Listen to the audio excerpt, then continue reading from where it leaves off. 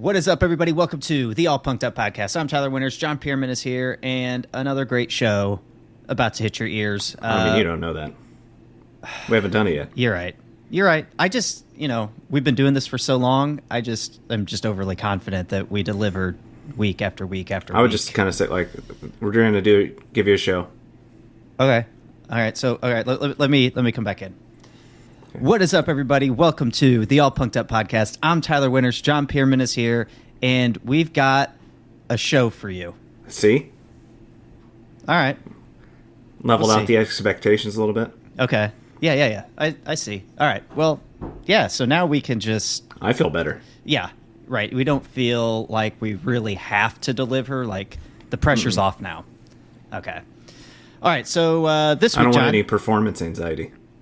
And you get that, because it causes you the... I've gotten it. I don't get it. Like, it's not 100% kind of thing. Oh, I thought that's where your, little bubble farts come from week after week when we start recording. Oh, no. That's an everyday thing. Oh, okay. The bubble farts, yeah, I get those all the time. Oh, okay. It's not performance anxiety, no. Okay. It's not related at all to the podcast. I don't think so. Okay, fair enough. All right, John. You don't make me gassy. All right. You don't have that kind of power over me. I thought I did.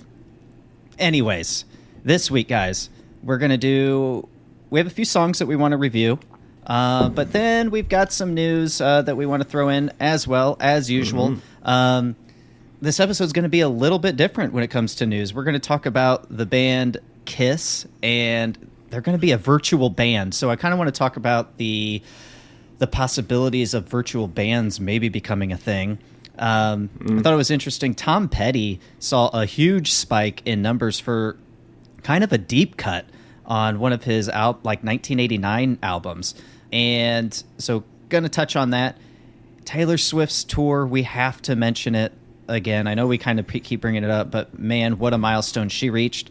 And John, I thought I had the news curated that we were going to talk about today, but I got on this morning and saw something else. Son of a bitch. A music exec says artists who make physical records during the climate crisis are hypocritical. So we're going to talk about that, because I know you and we like vinyl, you more so than I, but I'm starting to get into it. Definitely want to hear your take on that. So we'll learn about that I have together. Okay, great. All right, so let's dive in, John. Let's start with reviews. Let's start with Green Day. They're one of our favorite bands of all time. They released the third single off of their upcoming album, Saviors, which is going to come out in January. I want to say it's January 19th. I do not have the date in front of me, but I'm pretty sure it's mid-January sometime.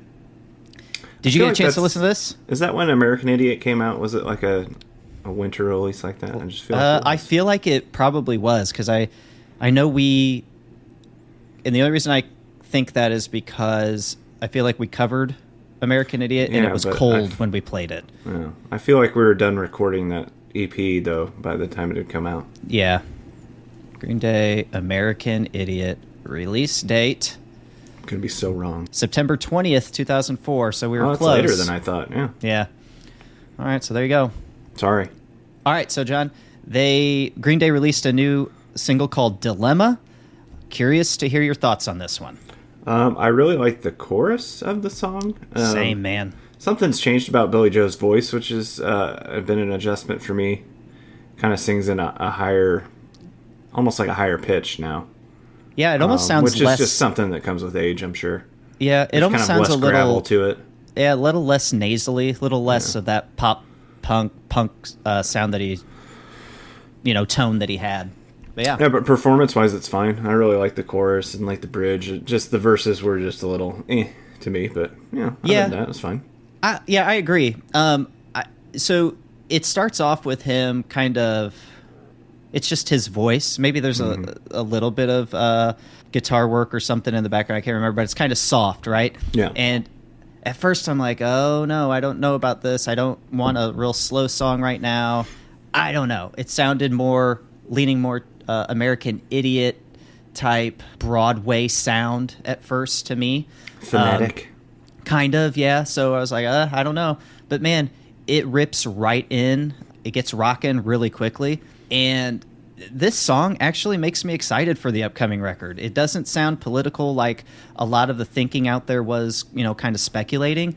Just that one song, The American Dream Is Killing Me, kind of made it look like that's the approach or the angle they were going to take. But we've talked about the album. We read off the track listing. I don't get that that's what this album's going to be. And I agree, like, this is kind of... I like the sound of Billy Joe's voice on this, but I think Green Day right now, it sounds like their sound is sort of maturing, and I like that. This sound isn't, it's not Dookie Green Day, it's not Nimrod Green Day, it's not Warning Green Day, it's not American Idiot Green Day, but it feels like it's a really nice collaboration of like all four of those albums. And I don't know, I just feel like their sound is sort of, I don't want to say evolving, but it's kind of just like, it's growing with kind of my own musical tastes and what I like to listen to. So that's nice for me.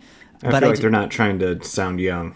No, they're not. It's just like, it's almost like a natural progression of Green Day, I guess. And I like that. And that's what really gets me excited about this album. I am anticipating, and I said this about the Blink album, and I feel like I spoke too soon, but I had also heard 6 songs by then or whatever. I said Blink-182's album was going to be their best album. One more time. I thought it was going to be their best album. But I'm going to say Saviors is going to be up there as one of my favorite albums of Green Day's. Like, I just love this sound. And so, like, for this song in particular, like, when I listen to music, especially newer songs, I'm analyzing them. Like, I do something different here, or maybe they should have done this instead of that sort of thing. But I feel like on this song, I didn't really have any real critiques. One of my favorite things is the chorus, as you said.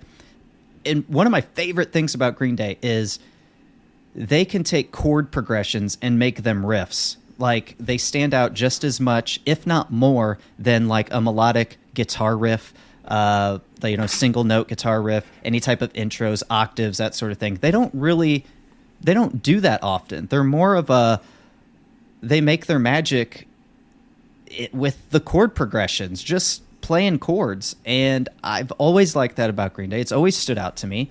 And they do it again with this song. And I think that's what makes the chorus strong. One of my favorite things, too, is I love the arrangement of this song.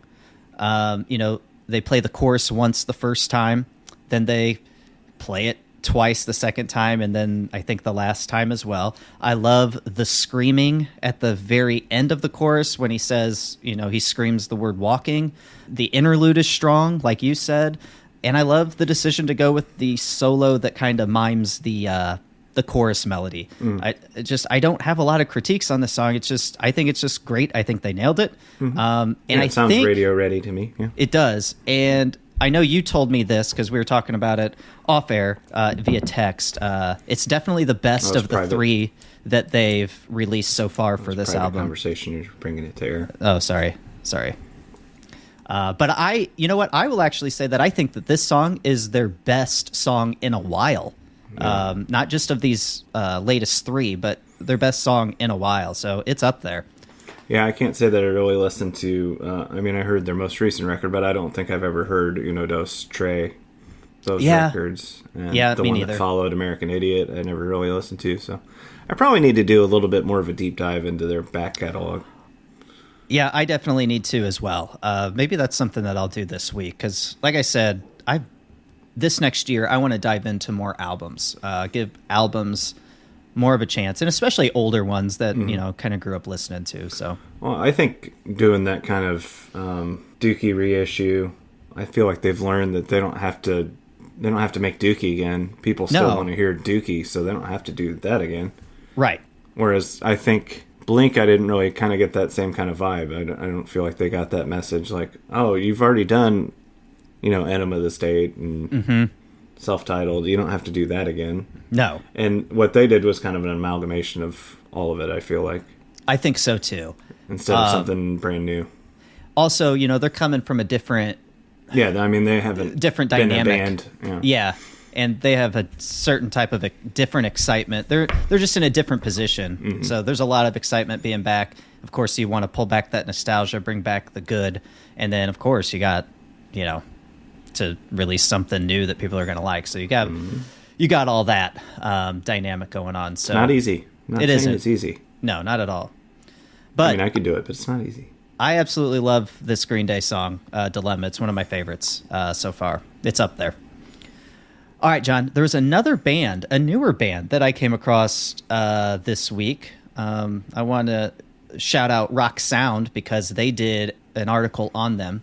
But the band's name is Carpark, and they're a UK-based band, three-piece band, female That's what band. they call garages. All female band. Band's name is Carpark. They have a song called MIA. I thought it was worth talking about because... I thought it was the band MIA with the song Carpark. Oh, no. At first, and then I figured it out. Then you figured it out. No. But I like this one. That would sound different. I don't really have a lot to say about this one, except that I really like it. I think everybody should go check it out. I love the vibe that this gives off. I feel like it has a 90s-esque type of vibe. I heard Queens of the Stone Age in there. Oh, okay. I could see that. And John, I told you this too, again, via text, that it seems like, and I feel like I'm seeing it more with female-fronted bands. It makes me wonder. I keep hearing this like grunge sound, and I'm getting 90s grunge vibes every once in a while. Everybody's doing Courtney Love. But I mean, I can hear it, but I wouldn't just say like in the 90s. That's exactly. I wouldn't say that it's exactly Courtney Love sounding, but it does have that grunge feel to it, and it makes me wonder if rock music could start leaning more towards that sound, and we might be seeing more of that, and maybe that's going to hit the mainstream more so frequently than pop punk will end up doing. Yeah, well, I think it's almost like a 30-year kind of thing, because if you think about like the last decade, there's a lot of 80s elements to pop music. Yep. And now we're in the next decade, so you go 30 years back, and that's the 90s. So yeah, good call. And I've heard many people say, and we've clearly, you just brought it up. It's noticeable. Music is cyclical, so it's coming back around. It's coming back around. Definitely think that this is one that everybody should check out. They have a forthcoming EP called "Born to Be Average," set for release in February. So go check it out. I think it's going to be maybe 6 songs. The scary part is people have already started calling music from the 90s oldies. Oh, dude, and that's scary. Yeah, and then soon it's going to be, calling it oldies is a little premature, I think. But when we were kids in the 90s, we were calling music from the 60s oldies for sure. So. Dude, isn't that messed up? Yeah. That's messed up. Goddamn time. I know. I've been noticing it a lot more lately. Yeah, not my lower back. Not necessarily pain or how I'm feeling, just like it's just hitting me like, where has the time gone? Mm-hmm. All right. Come on, Doc Brown, figure it out. Next song, John, one of the bands that you're excited about, Sweet Pill. They released a new song called Chewed Up. Second track from the... I'm going to let you go ahead and talk about this label. I don't like that it's kind of a duo vocally. Okay. They had a song on their first release that was kind of a back and forth kind of affair like that, and it's not one of the stronger songs on the album, so this one kind of falls victim to that too. His vocals are fine. I just don't like the mix of the two of them together. Okay. I would rather just hear him doubled or her doubled as opposed to them singing together. Yeah. So I don't think this song is... It's not strong enough that it would have made like the first record. Like it's not of that quality to me.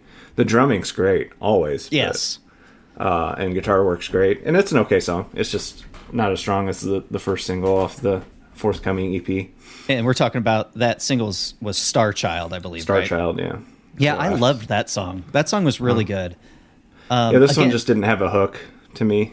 Yeah, this one isn't a standout. It didn't stand out nearly as much as Star Child did. And again, I want to say that Star Child almost had some type of grunge vibe to it, but it was very emo still. This one's very straight ahead emo. Straight ahead, what do you yeah. expect? And it's fine. It's not bad. It just kind of farts out at the end. It seems like it's just like, oh, it's over. Okay. Yeah, I'm just not. And this may come as a surprise, but I'm just not a big emo guy. Like when it's like straight up emo, never been into it. If it's got some like post-hardcore mixed in, or if it's got some pop-punk elements mixed in, that's my type of emo. But yeah, I've just never been a fan of straight emo. Now, I can recognize that the drumming, like you said, is great. The guitar work is fantastic, but I just don't like that type of guitar work. Clearly, the guitar player can play. I can notice and appreciate the music here, but it's just not my favorite style. And I'm like, I feel like you'd agree that it's just not as good as the songs from their full length. Oh, not at all. Yeah. It sounds like kind of something that would be an outtake from their full length to me. Right. I would agree there. But still excited to hear this upcoming EP. I know it sounds like we're kind of shitting on this one, but... no, I mean, as just comparing it to everything from before, it's like, I would like them to lean more towards the Star Child sound, and I know that's probably a pretty... If they didn't do that already, it's a little too late to go there, because I'm sure the EP's done. But, yeah, just that Star Child songs was good. I feel like there was a little bit of grungy sound in there mixed with a little Spitalfield sound, and I like that type of emo sound. But yeah, definitely check it out, though. You guys can form your own opinion on that, and I'd like to hear what you say. So yeah, we did say that an EP is coming out. It's going to be titled Star Child, and it's due out on March 15th, so be on the lookout. They're a Hopeless Records band, aren't they? Mm-hmm. Okay. Yeah, I think you can pre-order it and stuff, too. So right on. So get on that. All right. One last song that I want to talk about, John. It's actually, and disclaimer, I'm not doing this because she is a friend of the podcast. I'm doing this because I actually really love the track. So for those of you who have been listening to the podcast since like day one, you may remember Ali Rincon. She was one of the original co-hosts of the All Punked Up podcast. And I want to give a special thanks to her, as I have before, to her, but we'll make it public. I want to thank her because without her, I don't think the All Punked Up podcast would have been a thing. She really, really helped. And she helped create the format of the show, you know, the back and forth, the talk, the news, the reviews, that sort of stuff. So thank you, Ali. So Ali has a music project called Drive-In. And I believe she had other members in the band at one time, but it's just her right now. And she released a new track. It's called South 4th and Wythe. And guys, again, I'm not just saying this because I know Ali. Was really one of my favorite tracks released this week.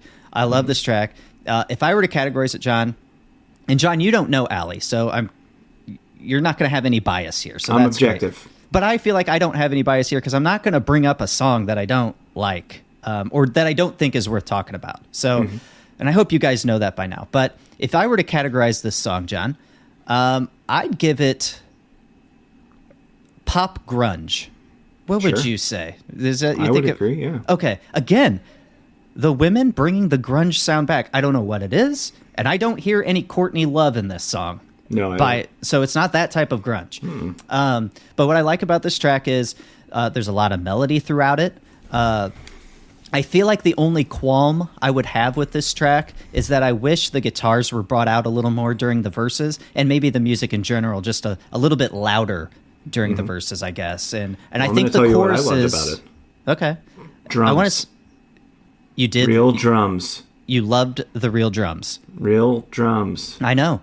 But I do want to say too, I think the chorus should just pop a little more. So if the music was just brought up a little bit more, it would have been so perfect to the ears. But overall, I really, really dig this track. I can't hold that stuff against it. It's easy. I easily listened to it about 15 times, I swear, back and forth, and I was just so impressed when she sent it to me. I will say one of my favorite parts is the post-chorus, kind of, where she does the O's type sound. I love the melody there. I just love that. Sometimes simple melodies really make a song. I almost wish she did that more, but at the same time, maybe not doing it as much makes me want to listen to the song again. And I do have noted here, John, like everybody knows by now who's listened to this podcast knows that I'm a fan of like the 2-minute song, 2-minute, 30-second song. I love the strategy. I love the psychology of the 2-minute song. You know, if it's good, you're going to listen to it again and again. But if there is one song that I feel like should be I don't really feel like this often. I never really thought of this before, but I feel like this song could be 4 minutes long. I think it's just over 3 minutes, but I feel like this song could be 4 minutes long because I'd love to hear those O's, that post-chorus, maybe close out the track or something like that. So I would love to hear a longer version of this song if possible, but nowadays you just can't have a 4-minute song, so I get it. But I just can't get enough of this song. It's really good. I listened to it about 3 more times today. Allie, I just want to let you know you nailed it and you're onto something. She does have an EP coming out in January, so I want to say that. So, John, take it away. What do you think? I really enjoyed the track. I would have it right under the Green Day track as far as if we were to rank the songs we reviewed this week. So same. I mean, they're beating out Sweet Pill. For me, that's a big thing. Yeah. And look forward to maybe a couple more songs coming out before the EP, I would think. Yeah, I don't know. I'll have to ask her and find out. And maybe this is something where Allie comes back on. I think it'd be fun to maybe talk to her when that EP is coming out. Yeah, and then maybe she could just do an episode with us, too. We could talk. And explain to us why they just can't say garage. Like, as in, like, garage band? Like a garage rock band? No, instead of car park. Oh, yeah. So that's what they call a garage. Oh, I guess it is. You're right. And they call a trunk a car boot. I don't like that. If the UK ever got anything wrong, it's that. Oh, I mean, I'd say we go Revolutionary War again. All right, let's go to the drawing board after this, and we'll get our thoughts down. Red coats. Yeah, they still got those red coats. Do they? No. They don't dress like that? Do they still parade around in all them big fluffy hats and shit. All right. Tell you what, guys, they don't have fluoride in the water. Oh my goodness, John! Jesus. Saying. All right, we're moving right on. Let's talk news. I thought this was interesting. Kiss was in the news this week, and they just did their big farewell tour. Well, on the final show, let's see, this is coming from Consequence of Sound. They said Kiss's final show ever took place at Madison Square Garden on Saturday night, December 1st, and at the end of the concert, after the actual band played its last song, fans witnessed a one-song performance of God Gave Rock and Roll to You by digital Kiss avatars. So after they left, there was a digital performance. And then it says, a press release shortly followed explaining that a new era of Kiss is upon us and that the band is marking the end of its physical existence by crossing into the digital world. The plan is for avatars of Kiss to perform to fans for decades to come. Mm-hmm.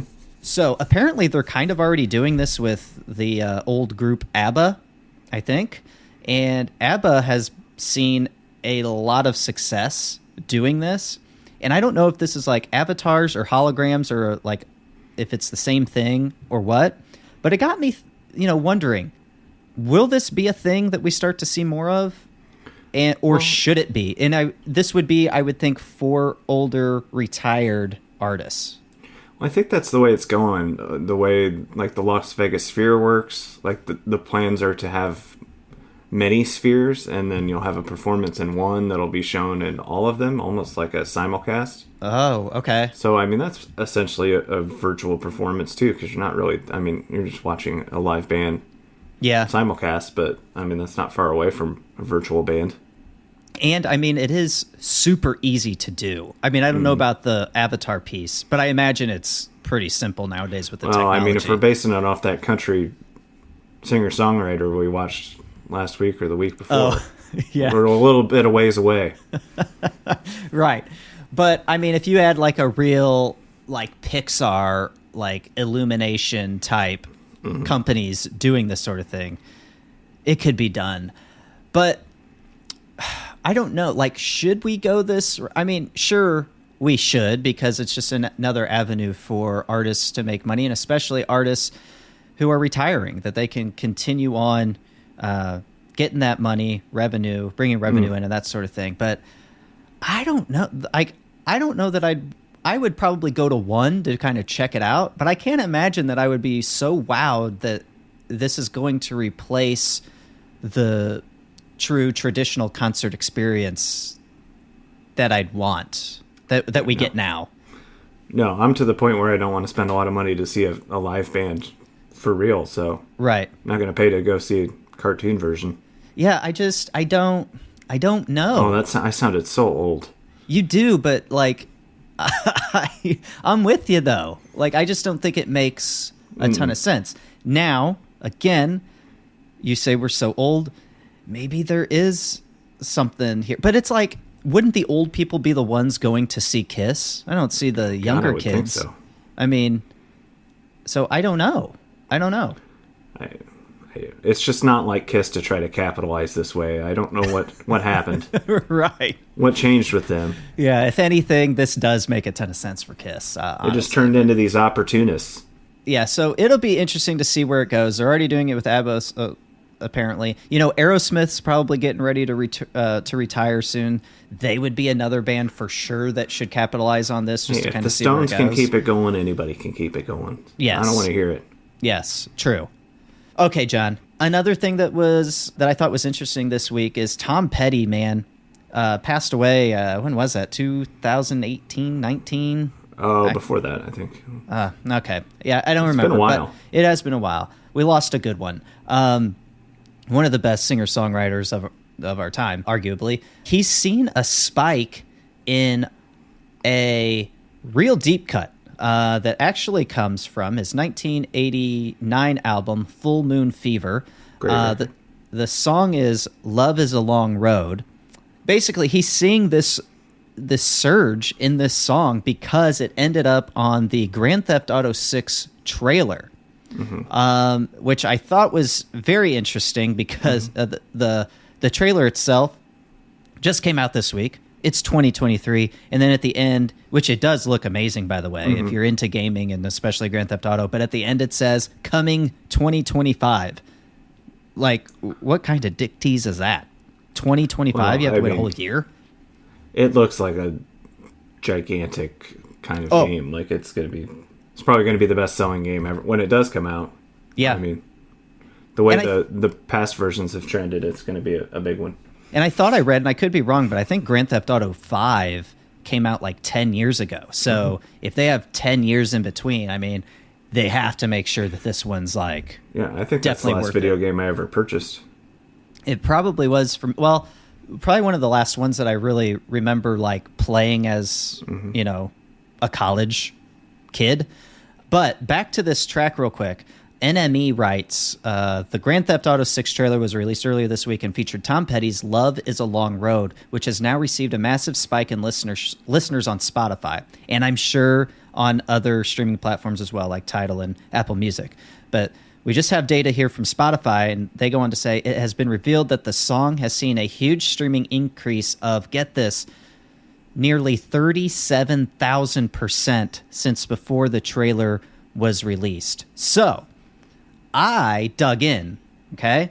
And I dug in yesterday. So I saw on Spotify at the time that it had just over 15 million streams, okay? So I went to ChatGPT and I asked, if a song saw a streaming spike of 36,979% and is now at 15,050,000 streams, how many streams did it have before the spike?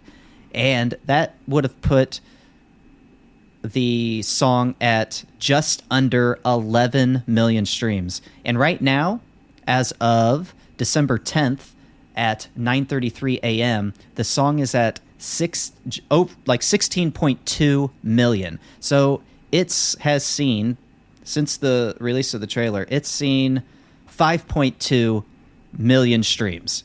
That is crazy. That's the absolutely trailer came crazy. out earlier this week, so that's, right. And over a period of days. So I mean, this song was one of the lesser played songs. I mean, it was up there, I guess, but middle of the road. Yeah. No, but it is a really good song. I don't know that I had heard it before, but after hearing it on the GTA trailer, I started listening to it a couple more times. I thought it was pretty damn good. It still holds up. So I thought that was interesting and worth noting. Yeah, it's one crazy. Of the. It's an '80s record that doesn't necessarily. It's aged better than a lot of his other '80s records, I think, just because, sonically it doesn't right sound and this was out. this was Tom Petty, not Tom Petty and the Heartbreakers too, which Correct, is worth yeah. noting too. So, which Yeah, is this is post Traveling Wilburys, so it's produced by Jeff Lynne from ELO, who is also in the Traveling Wilburys. I don't know if you know who. That was a group they formed with Bob Dylan, George Harrison. Oh, okay. And Roy Orbison. Gotcha. So, Roy Orbison. Oh my gosh, they made what two names? records in the 80s. Nice. Kind of a super group kind of thing. So. Yeah, cool. So yeah, guys, definitely check out the GTA 6 trailer. Here we are talking about video games and whatnot, but And Tom Petty. And Tom Petty. I love Tom Petty, dude. Well, I mean... I may go see an Avatar Tom Petty show. No. There's a tie-in with the game being based in Miami and Tom Petty being from Florida. I think he's from Tallahassee, but... So there's that Florida connection. Yeah. Between the song and the game. And yeah. Won't Back Down is used at like Florida football games, and people go nuts. Oh, nice. When they play it at Florida football games too. So I'm sure that song gets spiked too. But I think anything off of his greatest hits, I mean, people just love. Yeah. Well, I Won't Back Down is at 351 million. Yeah, it's going to take a little while to catch up to that. But, and as popular as I Won't Back Down is, Free Fallin' is at 640 million. Mm-hmm. His arguably his most popular song. Well, I think what's the American Girl is probably up there too. Oh yeah, let's take a look. See there. It's now. So American Girl, it's not even showing on his top. Why is it not? It's not even showing on his top 10 on Spotify. Oh, it's got to be top 10. That can't be right. I'm gonna. All right, so American Maybe you're Girl. not doing So we're talking Tom. Heartbreaker. Oh, it was that's because it was Tom Petty. But Tom Petty and the Heartbreaker. So it's at 330 million. So it's up there, but it's up there with I Won't Back Down. Mm-hmm. Yeah, I see Mary Jane's Last Dance is up there too. Yeah. Man, But Tom countless Petty. songs. Dude, Tom Petty He's had very a popular. career, dude. He had a career. Mm-hmm. Jeez. One of the greats. All right, so another one of the greats, John, is Taylor Swift. And I know we keep bringing her up on the show. Hard not to. Person of the Year. She got Person of the Year. Times voted her Person of the Year, which, why not? But Consequence of Sound with this article again. They say, it's official, Taylor Swift's The Eras Tour is the first billion-dollar tour. We talked about this. We talked about this possibly happening a few months ago when, we talked about the Eras Tour tickets being outrageously high. But the thing is not only did this current run of the Eras Tour bring in $1 billion, the tour is also expected to generate another $1 billion in 2024. And this isn't even including the $200 million she brought in from the box office from the concert film that she released, which that set records as the highest grossing concert film, I think is how they word it. But Yeah, and somebody's going to buy it for goodness. streaming rights too, so there's Right, yeah. millions of dollars too that's coming her way. Dude, when it comes to the business side of things, I have so much mad respect for Taylor Swift. Not a huge Taylor Swift music fan. I loved her old country stuff. I like some of her pop stuff, but her music's not geared towards me. But boy, do I respect this monster of a superstar. Like what is crazy about this $1 billion mark is we are living in a time where this may just be the biggest star ever. I mean, how can anybody, like, we talk about K-pop being such a big deal, which I don't get it. Not from an American point of view of music, I don't get it.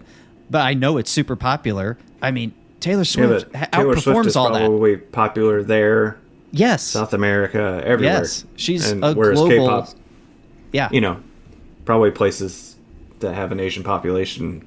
Yeah. Strictly, I don't know, but Yeah. I'm guessing. Yeah, and I think Taylor Swift plays nicer in other countries more than K-pop does in America because other countries know English. English is like a second or third language to them. Americans are lazy, and we only know one language, which is English. We may know a little Spanish. Or We're just bilingual, we're just not bilingual like other countries are. So I think that's why. I have a lot of people that speak multiple languages. I know. On the whole. Right. Yeah. I guarantee you America is probably one of the least bilingual countries than the other I venture to say a lot of them don't know English, but... That's true. That's true. Let's see. I want to see from Consequence if there was any other data that I wanted to provide here. I guess it's interesting to note, they say the year's other top touring artists included, and this is in order of global ticket sales, Beyonce, Bruce Springsteen and the E Street Band, Coldplay, Harry Styles, Morgan Wallen, Ed Sheeran, Pink, The Weeknd, and Drake. It's really cool that Pink is still up there. Mm-hmm. I mean, I feel like she was really popular in the early 2000s, and I don't know that I've heard too much of her since then, but man, she's still killing it. People love some Pink. She does. She has really elaborate stage shows. I think that's probably a little bit part of it. Yeah. Kind of like a Garth Brooks kind of. Got you. Kind of thing. That would make sense. Well, good for her. Like, that's awesome. This is a total aside, but have you ever noticed that people, when they're trying to type lose like I lost, they use 2 O's. Yeah. Okay. Like, what people about I respect do it. Yeah. And I'm like, that's not, like, you spell, like, they'll try to say losing, and they'll spell it with 2 O's. Which is loosing. Loosing, yeah. Which isn't a word. And I feel like people are trolling me. Here's what I don't like. There's no way that like all these people don't know. Am I wrong? Here's what I've been seeing more of an issue, and I'm wondering if everybody else has. When you say like I sold something for $10, they'll put the number 10 and then the $sign afterwards. Ugh. The $sign comes before everybody, and I've seen that from so many people like you, people I know, people I respect, and I've lost so much respect. Like when how families have been torn apart during like the Trump saga and everything. It's grammar for you. It's grammar for me. I've lost so much respect for family members, friends, animals, everything. I've done. Have you ever seen the lose? But they spell it with I see that all the time too. It's rampant. It is. There needs to be like remember like the More You Know NBC commercials they used to do? They need to do one for that. I think just somebody sitting in like a white room like, when spelling losing, you only want to use 1 O. And then ding-a-ling. I'm going to use that clip right there, and I will make one. Thank you. I'll run it all over social media this week. Yeah, you know what I'm talking about. They'd cut to the screen and say I know exactly the more you know. But it was usually about drugs or, using dirty needles and shit. Right. But we'll do it for something way more worthwhile. I think they had one for wiping from front to back. Which it didn't resonate with me, but I go side to side. Oh, that's just weird. How do you how? Mash it all up in there. Ugh, that's really gross. Should we move on to the next news topic? It's like dragging a melted Snickers bar through the grass. Oh my god. Ugh. Moving on. Yeah, moving on. Don't put that part in the commercial. No. Well, maybe in the commercial, no. But leave it in the podcast. Can we get it on local air? I'll see what I can do. Buy some ad space. Hey, Bailey works for the city now. Maybe there's something he can do there. Mm-hmm. He does a lot of videos. I miss local access TV. Do they not have that anymore? They have that still. I think they do. I think it's just hard to get because if you're like a cord cutter, you can't get it. I really wish I knew like that you could like call in and prank those shows. Like when we were kids. Can you imagine how much fun that would have been? Maybe we should have one where we do open up the phone lines and let people prank us. Prank me. All right. John, the last bit of news that I want to bring up is this is also from NME. I found this morning. I really want to get your take on it. A music exec says artists who make physical records during the climate crisis are hypocritical. And he also says, how can anybody stand up and say, save the planet? Artists are awful for hypocritical bandwagonry. So here... Go ahead. weren't buying them, then they wouldn't have to make them. So it's people buying them. Yeah. If you want to look at it in the grand scheme of things, is the problem. It's a petroleum product. Yeah. Also, there's options to do it with recycled material. So you can make recycled vinyl records. They're going to sound like shit, but very true. You could use recycled vinyl. King Gizzard and Lizard Wizard is a band that does that to kind of minimize their footprint that way. So it is an option. You can make recycled vinyl and press it into records. Okay. I feel like if you buy any sort of goods, you're hurting the environment because most goods are transported with something that burns coal. So right, exactly. So, or if you're sitting on something made of wood, they cut down a tree to, which also hurts the planet. So basically, in a way, we're all hypocritical for anybody who says, if you want to look at it, yeah. Don't get me started on the vegetarians. Do you know how many animals die from harvesting vegetables? I do not. But anything that lives in the ground. I will also say, when it comes to vegetarianism, because I used to... Or veganism. I used to practice vegetarianism back in college. I did it for like a year or two, maybe. And it was your fine. Life, wasn't it? Yeah, it was. You should have seen the things that came out. What was the first thing you ate when you decided I'm going to eat meat again? Pizza? It was probably a hamburger. You know, just a traditional, just go to McDonald's and get a hamburger there. Did you make like vocal noises when you had the first bite? Like, oh.